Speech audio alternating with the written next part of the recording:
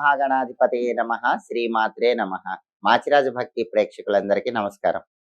ఫిబ్రవరి 1వ తేదీ నుంచి ఫిబ్రవరి 10వ తేదీ వరకు మేషాది ద్వాదశ రాశులకి రాశి ఫలాలు ఏ విధంగా ఉండబోతున్నాయో, ఏ గ్రహాలు యోగిస్తున్నాయో, ఏ గ్రహాలు యోగించటం లేదో, ఎటువంటి పరిహారాలు చేసుకోవాలో, ఏ ఏ దేవీ దేవతల ఆలయ దర్శనం చేసుకోవాలో, ఏ మంత్రాలు చదువుకోవాలో, ఏ స్తోత్రాలు పఠించుకోవాలో, సకల దేవతా స్వరూపమైన గోమాతకి ఏ ఆహారం తినిపించాలో, ఎలాంటి ద్రవ్యాలు దానం ఇచ్చుకోవాలో, అలాగే ఈ 10 రోజుల్లో మేషాది ద్వాదశ రాశుల వారికి సంపూర్ణంగా అన్ని రంగాల్లో ఆర్థిక, ఆరోగ్య, కుటుంబ వ్యవహారాల్లో ఎటువంటి ఫలితాలు రాబోతున్నాయో ఈ వీడియోలో మనం తెలుసుకుందాం.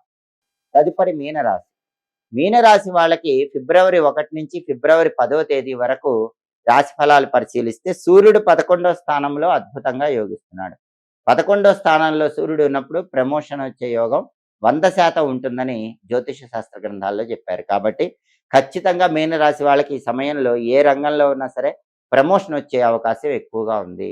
అలాగే స్థిర చరాస్తులు కొనుక్కోవటానికి చేసే ప్రయత్నాలు చాలా అద్భుతంగా అనుకూలిస్తాయి. అదేవిధంగా రాజకీయ రంగంలో చక్రం తిప్పగలుగుతారు. అదేవిధంగా తండ్రితర బంధువులతో ఉన్న డిస్ప్యూట్స్ క్లియర్ అయిపోతాయి. తండ్రితో మాట్లాడటానికి చాలా అనువైనటువంటి సమయం. మాటల ద్వారా అన్ని గొడవలు తొలగింపజేసుకోవటానికి తండ్రితో ఉన్నవి మీనరాశి వాళ్ళకి చాలా అనుకూలమైన సమయం. ఆరోగ్యపరంగా కూడా చాలా అద్భుతంగా ఉంటుంది. వ్యవసాయ రంగం బాగుంటుంది. సమాజంలో హోదా, పరపతి, స్టేటస్ ఇవన్నీ పొందగలుగుతారు. టాప్ పొజిషన్లో ఉండటానికి 11వ ఇంట్లో సూర్యుడి సంచారం మీనరాశి వాళ్ళకి ఈ 10 రోజుల్లో విశేషంగా యోగిస్తుంది. అలాగే మీనరాశి వాళ్ళకు బుధుడు 11, 12 స్థానాల్లో సంచారం చేస్తున్నాడు. మొదటి 3 రోజులు 11వ సంచారం. అంటే మీనరాశి విద్యార్థులు ఎవరైనా సరే ర్యాంకులు తెచ్చుకోవాలంటే 1వ తేదీ నుంచి 3వ తేదీ వరకు బలం ఉంది. అదేవిధంగా మీనరాశి నిరుద్యోగులు మంచి క్వాలిఫికేషన్ తగిన జాబ్ రావాలన్నా 1వ తేదీ నుంచి 3వ తేదీ వరకు బలం ఉంది. వ్యాపారస్తులకు ఊహించిన దానికంటే ఎక్కువ లాభాలు రావాలన్నా 1వ తేదీ నుంచి 3వ తేదీ వరకు బలం ఉంది. 4వ తేదీ నుంచి బుధుడి బలం లేదు. వ్యయస్థానంలో బుధుడు ఉన్నాడు. 4 నుంచి 10 వరకు బుధుడి బలం లేదు కాబట్టి హార్డ్ వర్క్ ఎక్కువ, ఫలితం తక్కువ అన్నట్టు ఉంటుంది. అది తొలగిపోవాలంటే నానబెట్టిన పెసలు ఆవుకు పెట్టడం, కేజింబావు పెసలు ఆకుపచ్చ వస్త్రంలో మూటగట్టి బ్రాహ్మణుడికి దానం ఇవ్వటం, సంకటనాశక గణేష స్తోత్రం చాంటింగ్ వినటం, ఓం గం గణపతయే నమః అనే మంత్రం రోజు 21 సార్లు చదువుకోవటం 4వ తేదీ నుంచి 10వ తేదీ మధ్యలో చేయండి. అప్పుడు బుధుడు ఇచ్చే వ్యతిరేక ఫలితాలు తొలగిపోతాయి. అలాగే మీనరాశి వాళ్ళకి కుజుడు 11వ స్థానంలో ఈ 10 రోజుల్లో అద్భుతంగా ఉన్నాడు. మీనరాశి వాళ్ళు ప్రాపర్టీ కొనటానికి ఇది మంచి టైము. భూమి, గృహము, స్థలము, పొలము, అపార్ట్మెంటు ఇలాంటివి ఏవి కొనుక్కోవటానికైనా మంచి టైం. మీకున్న ప్రాపర్టీస్ మంచి రేటుకి అమ్ముకోవటానికి కూడా 11వ ఇంట్లో కుజుడు యోగిస్తాడు. రియల్ ఎస్టేట్లో జాక్పాట్ కొట్టే యోగం ఉంది. అప్పులు క్లియర్ అయిపోయే అవకాశం ఉంది. బ్యాంకు లోన్లు శాంక్షన్ అయ్యే అవకాశం ఉంది.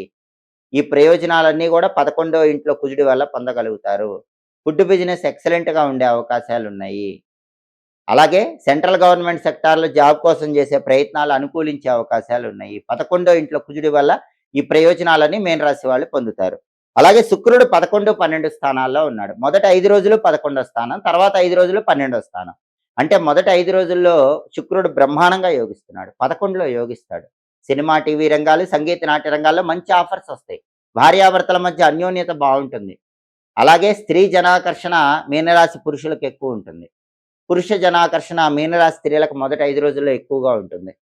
అలాగే textile, ladies emporium, boutique, cosmetics ఇలాంటి వ్యాపారాలన్నీ కూడా మొదటి 5 రోజుల్లో బ్రహ్మాండమైన లాభాలు చూపిస్తాయి. ఫిబ్రవరి 6 నుంచి ఫిబ్రవరి 10 మధ్యలో శుక్రుడి బలం లేదు. శుక్రుడు వ్యయంలో ఉన్నాడు. అప్పుడు లైఫ్ పార్ట్నర్కి హెల్త్ ఇష్యూ వచ్చే అవకాశం ఉంటుంది. అలాగే బ్యూటీ రిలేటెడ్ ఫీల్డ్స్లో కూడా నష్టాలు కనిపిస్తూ ఉంటాయి. కళారంగంలో ఆఫర్స్ రావడం కూడా కష్టంగా ఉంటుంది. కాబట్టి ఫిబ్రవరి 6 నుంచి ఫిబ్రవరి 10 మధ్యలో నానబెట్టిన అలసందలు ఒకసారి ఆవుకు పెట్టండి. కేజింబావు అలసందలు తెల్ల వస్త్రంలో మూటగట్టి బ్రాహ్మణుడికి దానం ఇవ్వండి. అలాగే ఓం శ్రీ రాజమాతంగ్యై నమః అనే మంత్రం రోజు 21 సార్లు చదువుకోండి. శుక్రుడికి అధిష్టాన దైవం కాబట్టి ఈ మంత్రం చదువుకుంటూ రాజరాజేశ్వరి అష్టకాన్ని కూడా వింటే చివరి 5 రోజుల్లో శుక్రుడిచ్చే వ్యతిరేక ఫలితాలు తొలగిపోయి అనుకూల ఫలితాలు పొందవచ్చు. మొత్తం మీద మీనరాశి వాళ్ళకి ఫిబ్రవరి 1 నుంచి ఫిబ్రవరి 10 వరకు గ్రహాల సంచారం పరిశీలిస్తే సూర్యుడు బ్రహ్మాండంగా ఉన్నాడు. కుజుడు బ్రహ్మాండంగా ఉన్నాడు. బుధుడు మొదటి 3 రోజులు బాగున్నాడు. శుక్రుడు మొదటి 5 రోజులు బాగున్నాడు. కేవలం కొన్ని రోజులు మాత్రమే బుధుడు, శుక్రుడు యోగించట్లేదు కాబట్టి ఆ రోజుల్లో పరిహారాలు చేసుకుంటే మీనరాశి వాళ్ళకి వ్యతిరేక ఫలితాలు తొలగిపోయి అనుకూల ఫలితాలు పొందవచ్చు. కానీ మేజర్‌గా గ్రహాలు చాలా ఫేవరబుల్‌గా ఉన్నాయి కాబట్టి ఈ 10 రోజుల్లో మీనరాశి వాళ్ళకి బ్రహ్మాండమైనటువంటి ఫలితాలు కనిపిస్తాయని చెప్పటంలో ఏమాత్రం సందేహం లేదు. ఈ రోజుల్లో అందరికీ ఉన్న ప్రధానమైన సమస్య దిష్టి దోషం. దిష్టి దోషం వల్ల చాలా సమస్యలు ఎదుర్కొంటున్నారు. నరుడి దృష్టికి నల్లరాళ్ళు కూడా పగులుతాయని సామెతే ఉంది. దిష్టి దోషం సులభంగా పోవాలంటే ఏం చేయాలి? ఒక మంత్రం ఉంది. ఆ మంత్రాన్ని తప్పకుండా చదువుకోవాలి. ఆ మంత్రం ఏంటంటే ఓం దృష్టి మహాదృష్టి విదృష్టి స్వాహ. ఇది మంత్రం. ఎప్పుడైనా మీకు దిష్టి దోషం తగులుతుందనే అనుమానం వస్తే చాలు ఈ మంత్రాన్ని కనీసం 11 సార్లు చదువుకోండి. ఓం దృష్టి మహాదృష్టి విదృష్టి స్వాహ. వెంటనే దృష్టి దోష తీవ్రత మొత్తం కూడా తగ్గిపోతుంది. ఈ మంత్రాన్ని పురుషులు చదువుకోవాలి. మరి స్త్రీలైతే ఏం చేయాలి? స్త్రీలైతే శాబర మంత్రం చదువుకోండి. ఆ శాబర మంత్రం ఏంటంటే ఓం డడడం. దీన్ని శాబర మంత్రం అంటారు. ఓం డడడం. స్త్రీలు ఈ మంత్రాన్ని 11 సార్లు చదువుకోండి. అప్పుడు దృష్టి దోష తీవ్రతను తగ్గింపజేసుకోవచ్చు. అలాగే దిష్టి తగలకుండా ఉండాలంటే ఎవరైనా సరే ఎడంకాలికి నల్లదారం కట్టుకోండి. అప్పుడు దిష్టి దోషం తగలదు. అలాగే చాలామందికి దృష్టి దోషం వల్ల ఇంట్లో సమస్యలు ఎక్కువగా వస్తూ ఉంటాయి. ఎదుటి వాళ్ళ ఏడుపు దిష్టి ఇంటి మీద పడుతూ ఉంటుంది. అలా జరగకుండా ఉండాలంటే ఖచ్చితంగా మీ ఇంటి గుమ్మం పై భాగంలో బయట వైపు పంచముఖ ఆంజనేయ స్వామి ఫోటో పెట్టుకోండి. అయితే చాలా మందికి సందేహం ఏంటంటే పంచముఖ ఆంజనేయ స్వామి పాదాల కింద శనేశ్వరుడు ఉంటాడు. మరి శని కింద నుంచి ఇంట్లోకి వెళ్ళినట్లు అవుతుందనే సందేహం చాలా మందిలో ఉంటుంది. అయితే పంచముఖ ఆంజనేయ స్వామి ఫోటో మీరు ఎలా పెట్టుకోవాలంటే మీ ఇంటి గుమ్మం పై భాగంలో బయట వైపు పంచముఖ ఆంజనేయ స్వామి ఫోటో పెట్టుకునేటప్పుడు మీరు నడిచే విధంగా కాకుండా గుమ్మం పైన కొంచెం పక్కకు పెట్టుకోండి. మెయిన్ ఎంట్రన్స్ పై భాగంలో బయట వైపు కొంచెం పక్కకు పెట్టుకొని మీరు దాని కింద నుంచి కాకుండా ఇటుపక్కగా నడవండి. అప్పుడు ఆ ఫోటో వల్ల ఇంటికి దిష్టి తగలదు. మీరు స్వామి కింద నుంచి నడిచినట్లు కూడా అవ్వదు. అలాగే కలబందను మంగళవారం కుజహోరలో తగిలించుకోండి. మంగళవారం పొద్దున 6 నుంచి 7 మధ్యలో కుజహోరలో కలబంద తలకిందులుగా వేలాడదీయండి. కలబంద తలకిందులుగా ఎందుకు వేలాడదీయాలి? తలకిందులుగా వేలాడదీసినప్పుడు కలబందకుండే ముళ్ళు మనం నడిచేటప్పుడు జుట్టుకు తాకినట్లయితే జుట్టు ద్వారా చాలా వరకు కలబంద మొత్తం కూడా మనకున్న దోషాలు లాగేస్తుంది. శని దోషాలు, దిష్టి దోషాలు కలబంద లాగేస్తుంది. అందుకే కలబంద ఎప్పుడు ఇంటి గుమ్మానికి మంగళవారం కుజహోరలో రివర్స్లో వేలాడదీయాలి. అప్పుడు మనం ఎప్పుడు ఇంట్లోకి వస్తున్నా బయటికి వెళుతున్నా దానికి ఉన్న ముళ్ళు మన జుట్టుకు తాకుతూ ఉంటాయి. జుట్టు నుంచి ఉన్నటువంటి నెగిటివ్ ఎనర్జీ మొత్తం కలబంద లాక్కుంటుంది. అలాగే గుమ్మడికాయ ఖచ్చితంగా ఒక్కసారైనా అమావాస్య రోజు తెల్లవారుజామున 5ంటికి ఇంటి గుమ్మం ముందు కట్టండి. గుమ్మడికాయ అమావాస్య రోజు తెల్లవారుజామున 5ంటికి ఇంటి గుమ్మం ముందు వేలాడదీస్తే దానికి పవర్ ఎక్కువ ఉంటుంది. దిష్టి దోషాన్ని బాగా లాగేసే శక్తి ఉంటుంది.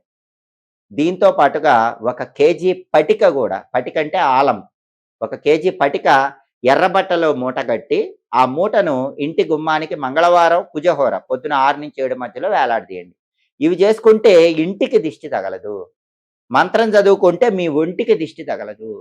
అలాగే దిష్టి బాగా తగులుతుంది అనుకున్న వాళ్ళు మంగళవారం శుక్రవారం ఇంట్లో సాంబ్రాణి పొగ వేయటంతో పాటుగా స్నానం చేసే నీళ్ళల్లో ఉప్పు కణికలు 2 వేసుకొని స్నానం చేస్తూ ఉండండి. రాళ్ళ ఉప్పు కణికలు 2 నీళ్ళల్లో వేసుకొని స్నానం చేస్తూ ఉంటే ఎలాంటి దిష్టి మీకు తగలదు. ఈ నియమాలు పాటించండి. దృష్టి దోషాలు తొలగిపోతాయి. అలాగే బాగా దిష్టి ఎక్కువ ఉన్నప్పుడు ఏ దేవాలయానికి వెళ్ళాలంటే నరసింహస్వామి వారి దేవాలయానికి వెళ్ళాలి. నరసింహస్వామికి దృష్టి దోష నివారణ తొందరగా చేసే శక్తి ఉంటుంది. కాబట్టి నరసింహస్వామి ఆలయానికి వెళ్ళి స్వామివారి ఆలయంలో ఆవ నూనెతో దీపాన్ని వెలిగించి రండి. అప్పుడు దృష్టి దోషం నుంచి బయటపడవచ్చు. దిష్టి వల్ల ఎలాంటి ఇబ్బందులు ఉండవు.